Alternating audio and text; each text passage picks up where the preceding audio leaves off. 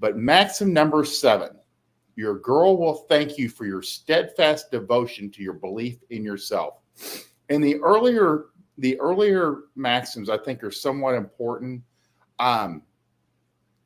You see that over time, he's, by about maxim number 50, 55, he's gotten most of his basic ideas out. You'll see some pretty profound maxims later, closer to 100.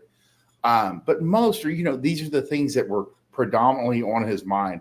And again, irrational self-confidence. And irrational self-confidence being a foundation, if not the foundation of all game.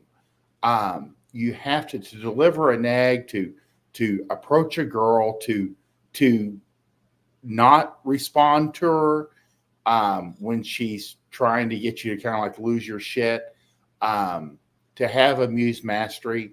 All of these things require an overconfidence in yourself that no matter how confident you are already in your abilities, and most guys are not confident in their own abilities in the beginning, you will have to have an irrational level of self-confidence that doesn't actually fit your background or your present situation or even what you think you can accomplish, but it will come to be over time through you sticking with it. Your girl will thank you for your steadfast devotion to your belief in yourself. Again, when you hand the wheel over to the girls, you hand them the ability to steer or drive or take charge of the relationship. They're going to fight for it. They want it. They'll tell you they want it. They want, but as soon as you do that, it's the beginning of the end. It never goes well. Some guys and girls can like stick it out. You see the guys shuffling behind the wife, everywhere they go. There's been an exchange of power to a certain extent, but she's never her happiest and he's never his happiest in that situation. Men lead, women follow. And even if it's a 51-49 exchange, it's what seems to work best, especially over time. So stick to your guns, stick to what you know, stick to your irrational self-confidence, stick to your decisions. And then your girl will thank you down the road. And again, and I try to convey this to guys, girls very, very rarely will actually verbally thank you for anything.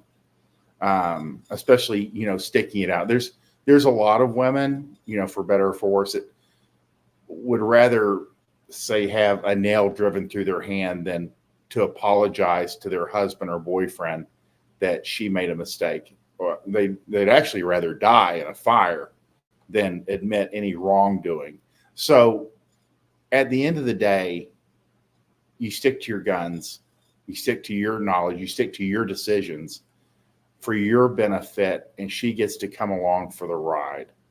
But as far the girl will appreciate it either through sex or through sticking around or having your kids. They may not verbally say it because they literally are incapable of gratitude. And Bunny will back me up on this, and she could probably be better like why these girls are like this. But again, most girls are incapable of showing gratitude in any manner that men recognize. To her being there in the morning and not having like ran off with a drug dealer, or, her rich boss, she considers that a win for you. So just know your girl will thank you for your steadfast devotion to your belief in yourself.